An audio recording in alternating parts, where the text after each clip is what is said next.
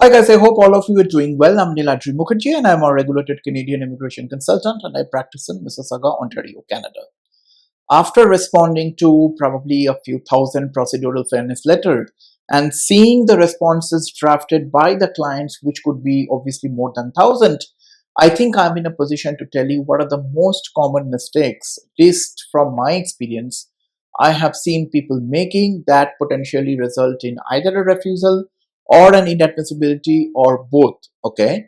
So when you receive something like a procedural fairness letter, of course, the general advice is that regardless of who is working on that application, either you could be working on your application or somebody else, it's always advisable to talk to a professional who understands what it is.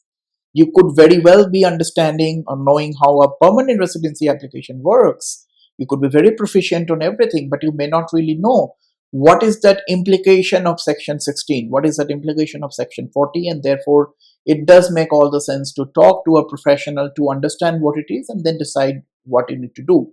Having said that, I have also seen many people taking care of these all by themselves. Okay. Now, when they come to me with the with the procedural fairness letter cases, either after they have drafted something or they have faced a refusal, these are some of the common mistakes or error that I have found from my practice.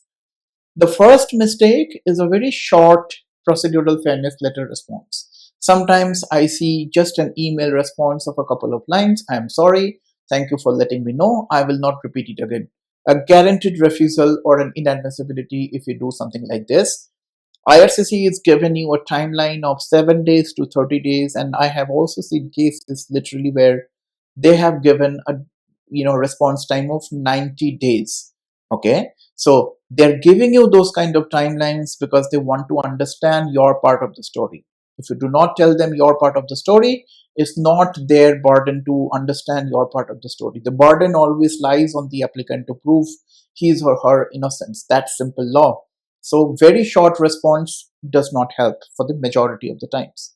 Number two, saying something like this, that well, I am just an innocent person, I did not do anything, my agent had done it, and providing all sorts of proofs that you have worked with an unauthorized agent, you paid money to that person, you did not provide any fraudulent document by yourself, it's somebody else has done it. It's a guaranteed inadmissibility. The law says regardless of who did what, your job is always to be at the top of the application to see everything has been going in a transparent way. Secondly, if you are working with an unauthorized agent, that itself is a concern for misrepresentation. So passing the blame on somebody else absolutely does not work. It results in a guaranteed inadmissibility. Thirdly, improper response overall. So when I say improper response, I mean unstructured sentences, not following the basic Canadian legal writing principles, very long paragraphs, incorrect grammar, talking about a different issue when they were asking for a completely different issue, answering different questions when they are looking for answers to different questions, completely here and there kind of a response do not lead to any success. So that's definitely one of the reasons. Other one that I have seen is to say that, well, I did all this application by myself.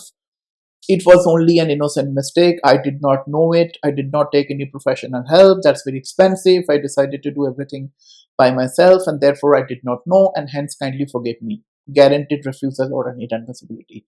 You may very well be doing everything by yourself. The Government of Canada website itself says that you could to good do not need to hire a representative, but the law does not really say that. The law says that even if you have all the right to be self-represented, but you cannot say that I did not know it. If you're doing something on your own, the onus lies on you to understand something and then do everything. So saying that I am innocent, I was self-represented, does not help, lead to refusal or an inadmissibility. Other reason I have seen is a lack of citation of case law. So we are a country of common law, we are a country of precedents.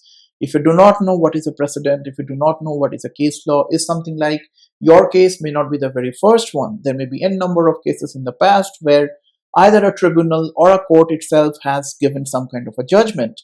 which may potentially have a positive impact on your application, right? So if you're able to do some legal research and cite those kind of case laws, that increases the effectiveness of that application to a very significant extent. Okay, and I personally think this is very important, if not the most important aspect of a procedural fairness letter response, wherein you are able to cite relevant case laws. Not citing those, majority of the times lead to a refusal, if not inadmissibility in some cases.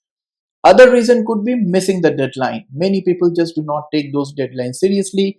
They by default request for an extension. So I've spoken to a lawyer. The lawyer says, well, what? I need to do a Rule 9 request, wait for another 30 days and these and that. Guess what? You can only ask for an extension through a web form. Okay. What is the guarantee that they have seen your web form?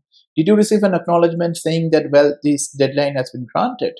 99% of the times you do not really need an extension. Okay, whatever time they've given to you, that's more than enough if you're working with somebody who knows what it is. So asking for the deadline or not following those deadlines properly, the original deadlines that's been given to you by IRCC, led to refusal as well as inadmissibility. So these may not be all the reasons, but at least these are some of the major reasons. At least that's what I've seen from my practice, because of which the cases get refused and you get potential inadmissibility. So please try to avoid this. As always, if you need our profession assistance with the cases like this, we predominantly specialize and work in these areas. We know how it works. More than welcome to hop into our website, nuvonation.ca, book a relevant professional session. I'll be more than happy to assist you from there. Hope this helps. Bye now.